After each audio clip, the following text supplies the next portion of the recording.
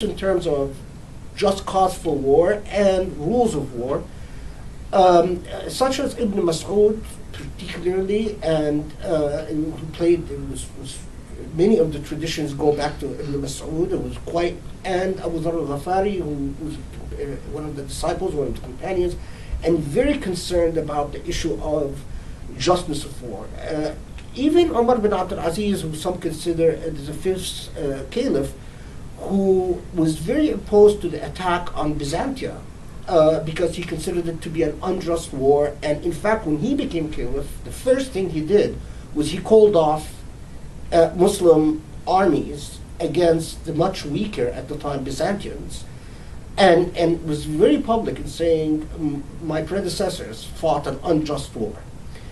And then from there we have jurists such as Shaybani, and then As-Sarakhsi, and then a whole trajectory. And so one of the things, just war tradition in the West usually goes from St. Augustine to Thomas Aquinas to Grotius, Suarez, Pufendorf, and then but not only is there a parallel discourse in the Islamic tradition, but in fact that Islamic tradition intersected and interlinked with the Christian tradition, especially at the time of Thomas Aquinas, because Thomas Aquinas cites to all types of Muslim jurists. He cites to Ibn Bajjah, he cites to Subki, he cites to Ghazali, he cites to Ibn Rushd, he cites to Ibn Sina in his Summa, and he in fact shows such familiarity with their views that he will explain quite often in footnotes, but he would explain the views of Ibn Sina or Farabi, and then and Ibn Rushd, and then he would side with Ibn Rushd against Ibn Sina and Farabi. Or in several situations he sided with Al-Ghazali against Ibn Rushd, and other situations he would side with Ibn Bajjah against Al-Ghazali, and so on. So, and the impact of the Islamic tradition around the time of Andalus and the Crusades, it really, I've said often that whenever you have any Western tradition, any humanist Western tradition, if you look hard enough or closely enough, you will find the veins of Muslim blood running into it. And it's those who talk about the just war tradition as if it is a Western invention and a bid'ah, some type of innovation that is heretical, simply don't know their own Islamic tradition that well. But yet, the rich tradition there of limiting war, delineating when it is just to go to war, it seems very, very clear, even taking into account that there are multiple positions in different contexts. But yet, you are, I'm sure, aware of a recent risala published in 2003 by a Saudi cleric, Al-Fadl, where he writes the permissibility of using weapons of mass destruction against non-believers, in which he reasons by analogy that because the Prophet used a catapult in one of his early battles, therefore it only follows, analogously, that one can use some sort of weapon of mass destruction today. Can you explain to what extent this falls into classical Islamic jurisprudence, and to what extent it's clearly different? This is really symptomatic of the deprecation of the quality of juristic discourse in Islam in the modern age.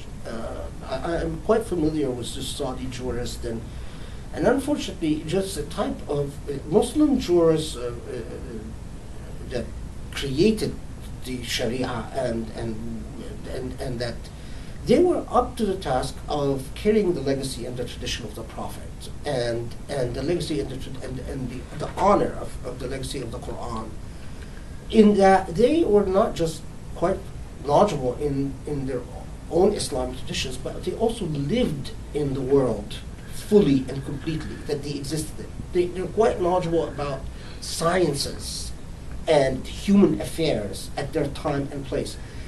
This tradition, I mean, the Prophet didn't use a catapult in all types of engagements, and just a simple juristic question is, well, why did he use it in purportedly, because that's also a bit, but even if we say he did use it, in this particular engagement, but not in other engagements. And you then, you don't even have to look that closely, find that the whole issue arose when there was, Muslims were thrown, a fire catapult was used against Muslims.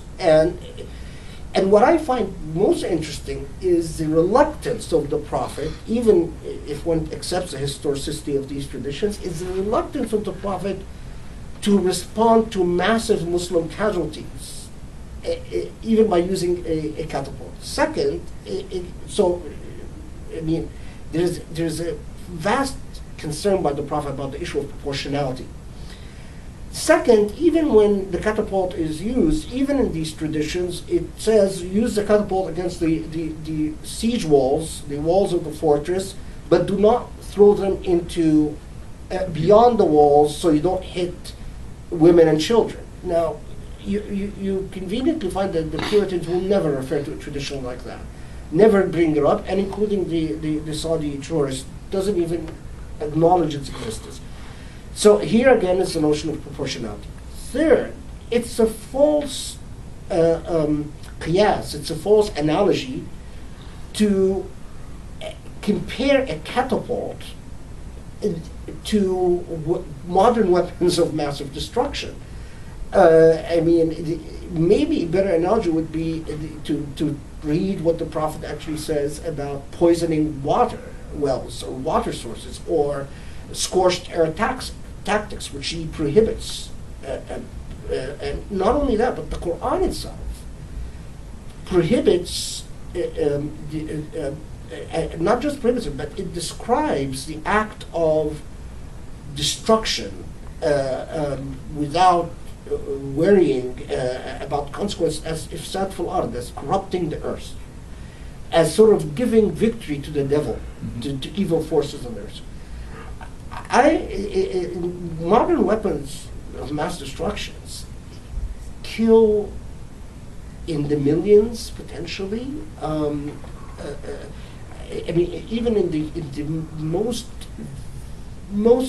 ferocious battle the Prophet fought, casualties taking both sides never exceeded even 100 people. You can't compare that to today, when we have the power to make a few 100,000 people disappear from the face of the earth. So that's true. But let's look at the understanding here of jihad,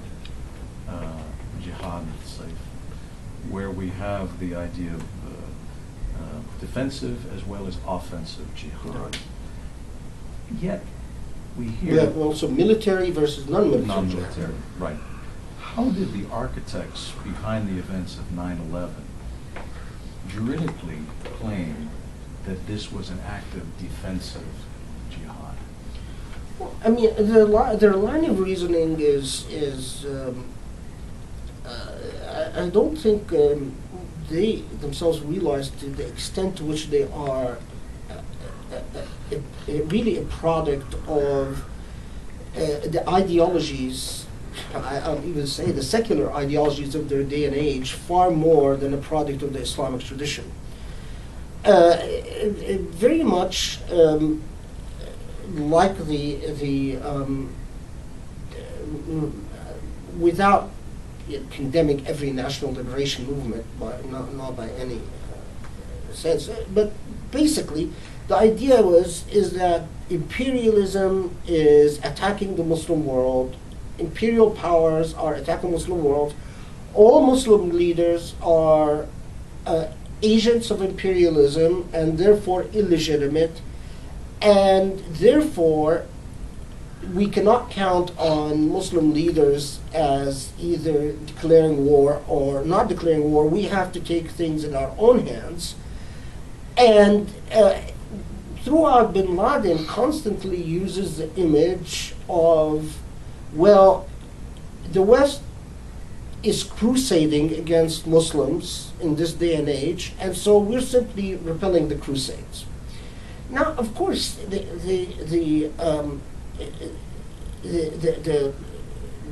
you get into all types of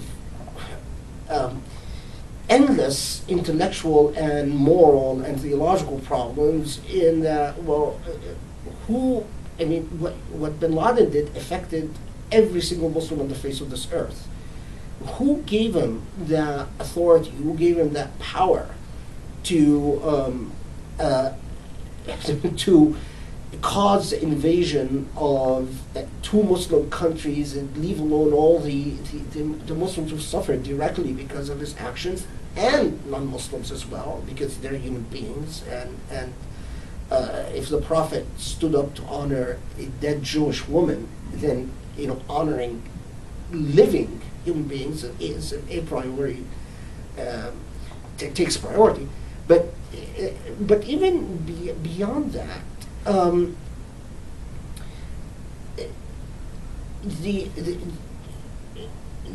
today's world, you could,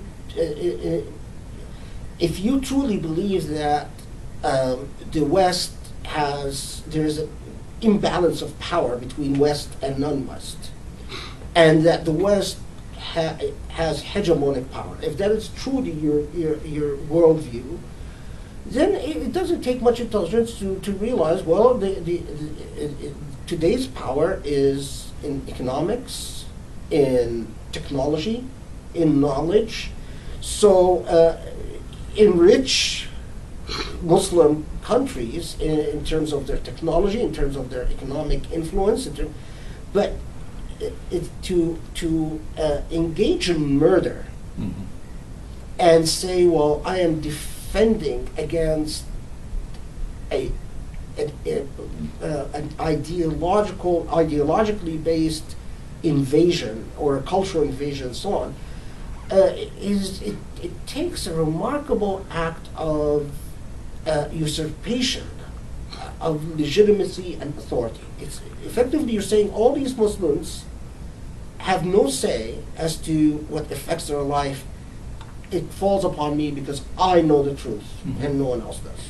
Well, this falls right in line with a couple of years ago I was in Cairo, and I was granted an interview with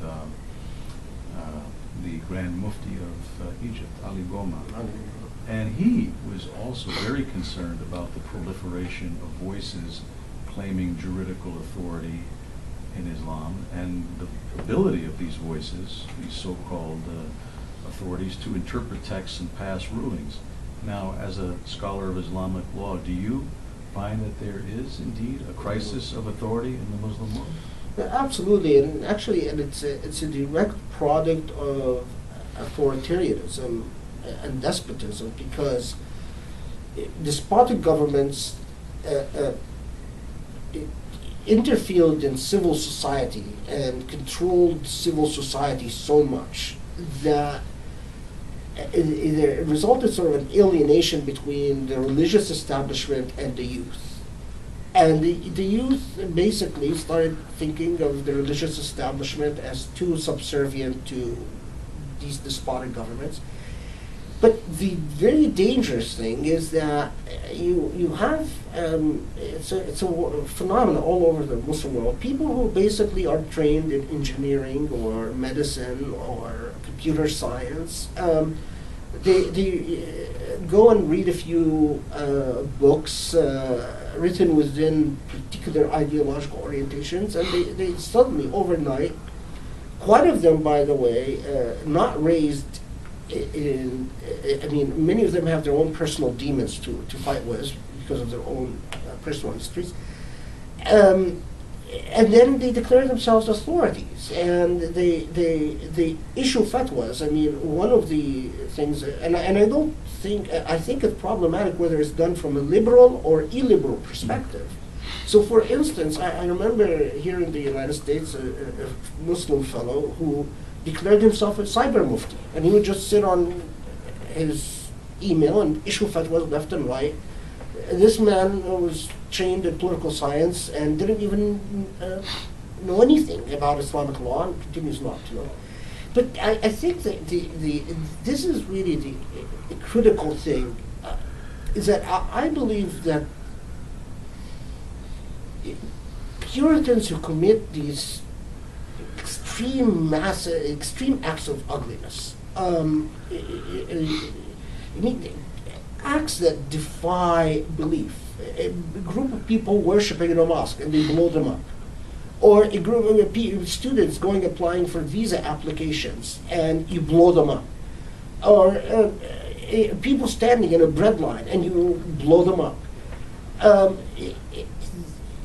They suffer, and we have to constantly remember that. They suffer from antisocial psychoses, and as well as all types of, we'll say, political, economic, perhaps even ego frustrations.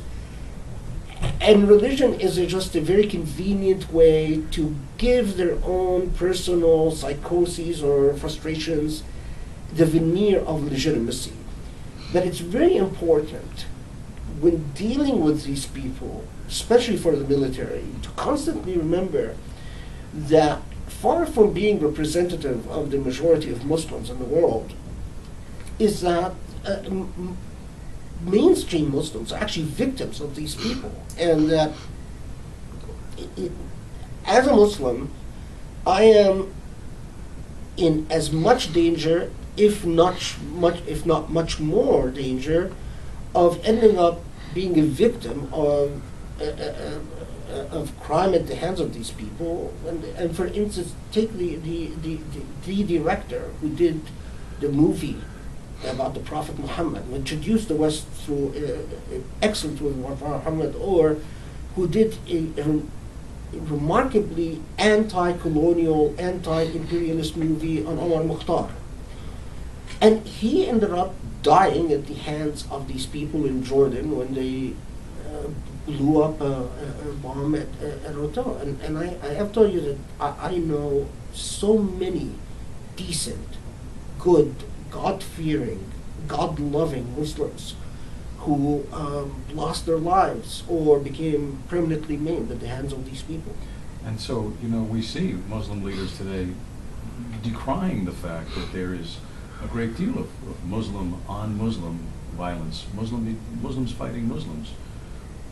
Even we could talk about the conflict between Sunni and Shia in Iraq, or among Afghans in the Sudan. And yet the Quran makes it explicit how wrong it is for Muslims to commit aggression against other Muslims. What are we talking about here in terms of this practice of takfir? When Muslims can somehow call other Muslims non-Muslims and kill them. Does this have something to do with this? And if so, what are the historical and legal bases for takfir? And why should we as military deployed to these regions be concerned with this? Well, the historical roots and history really sheds much light on the present and the future as well. Interestingly, there was it goes to the very first centuries of Islam. There were always these kids convinced that for their own I would say cultural, often emotional reasons, convinced that they have some type of relationship to truth that is distinct and separate from everyone else. So very early on, we had a group known as the Khawarij who engaged in this task of calling all Muslims and saying, well, they're not true believers and they may be killed at will. And like the Khawarij, interestingly enough, they're even more vicious in terms of their towards fellow Muslims than towards Christians or Jews. But it cannot be forgotten that some of the most honored personalities in Islamic history, such as Imam Ali ibn Abi Talib, Sunnis and Shiites honor, the Prophet's cousin and the fourth caliph, were murdered at the hands of these takfiris. And many jurists in Islamic history were murdered at the hands of these pre-modern takfiris. And these takfiris, like for instance in the sect of the Qaramita, who were very much like the Khawarij, very much like the modern takfiris, they even went to the extent of going in and shedding bloodshed in Mecca and committing all types of assassinations and so on. In Islamic law, there was a response in Islamic law to this, in that Muslim jurists basically developed a doctrine which is mentioned in the Quran, the doctrine of Hiraba, which basically says that those people, because of their attitude of open warfare against society, they are muharibun, they are to be considered as enemies of humankind. Hostage Germanus in sort of Roman law, or in Islamic law, people who may not be given quarter or shelter or people who, and critically, the Muslim jurist said the means that these people pursue, the indiscriminate means and the takfiri tendencies, make the substance of their ideology or theology irrelevant. In other words, just because of their means, we are not going to engage whether they have a just cause or a non-just cause, because their means are so offensive that then first correct your means, and then we can talk about your grievances or your causes. And what I find, again, truly, and it goes back to the issue of the deprecation of quality of thinking in Islamic law, the crisis of authority and those self-declared experts that emerge left and right, and what I find quite just heart-wrenching is that a fair reading of Islamic law would condemn these people as not just enemies of Muslims, but enemies of humankind, because they engage in haraba, they engage in they're enemies of society. Either you're with them or you're against them. There are no shades. And yet, and throughout Islamic history, people like the Khawarij and the Qaramita, Islamic civilization was healthy enough and strong enough to constantly marginalize them, to make them unimportant, or to isolate them in certain geographic locations such as mountainous areas, and eventually they modify themselves or moderated themselves. But today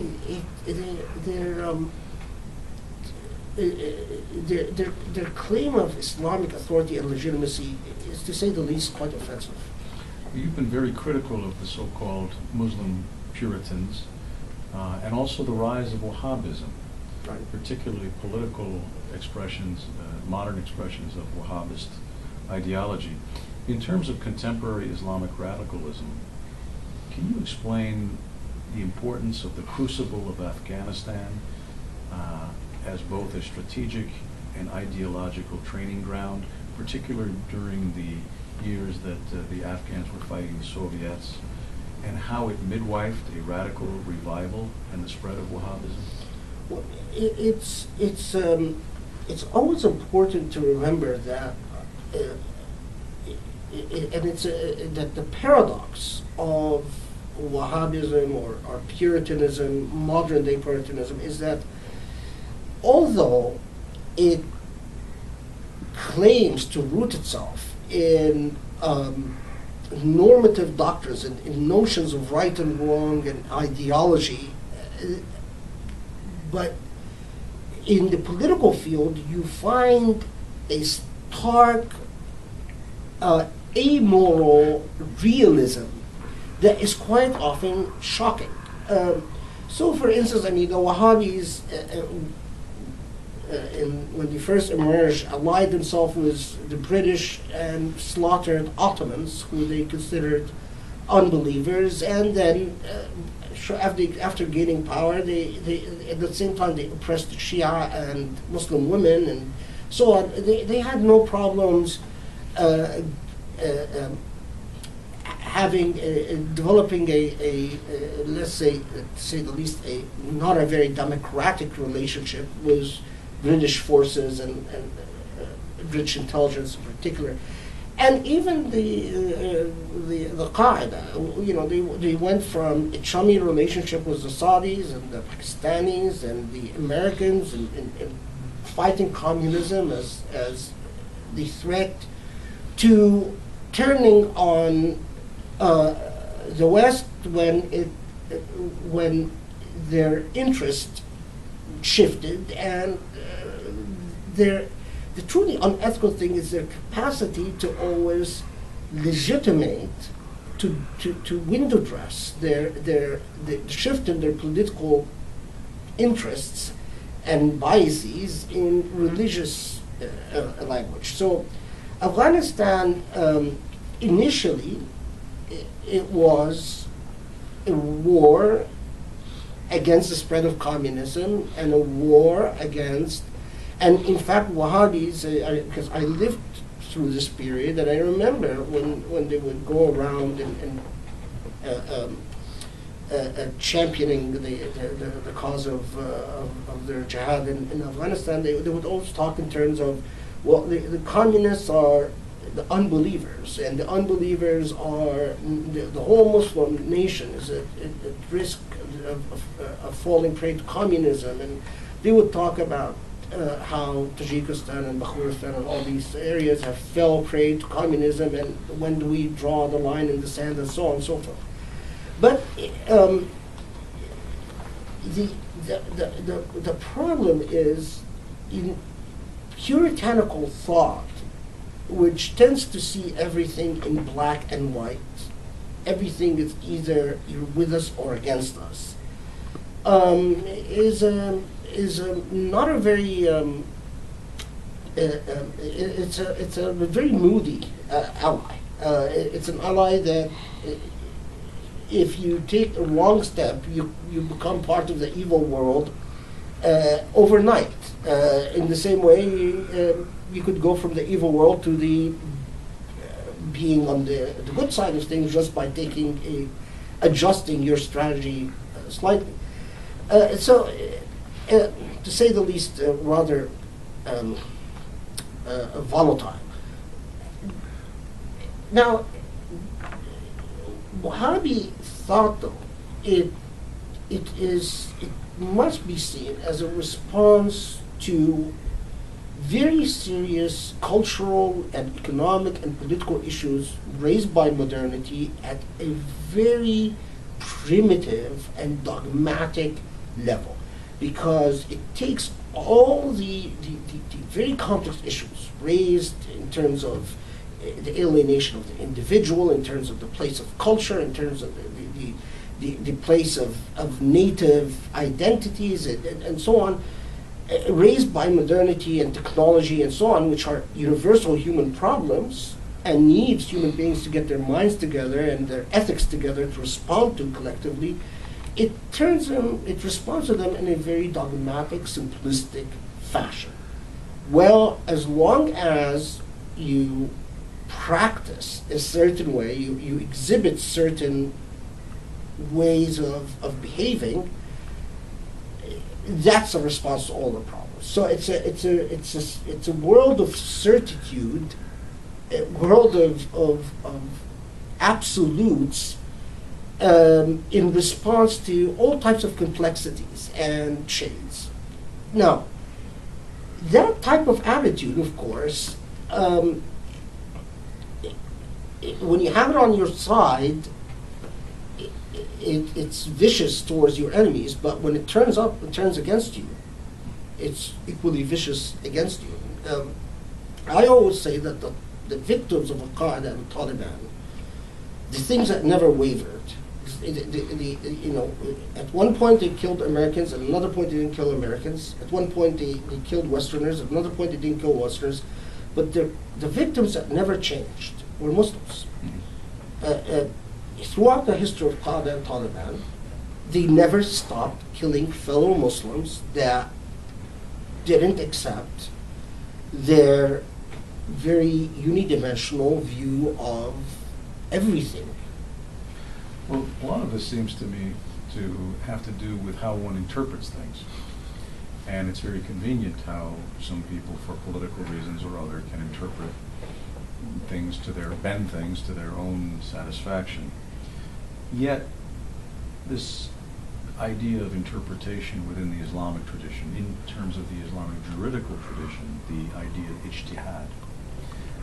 Reading the scholarship about ijtihad, we hear that some people claim that the gates of ijtihad, at least in the Sunni were closed when the great Muslim jurists completed their juridical corpus sometime back in the 9th, 10th century, we'll say.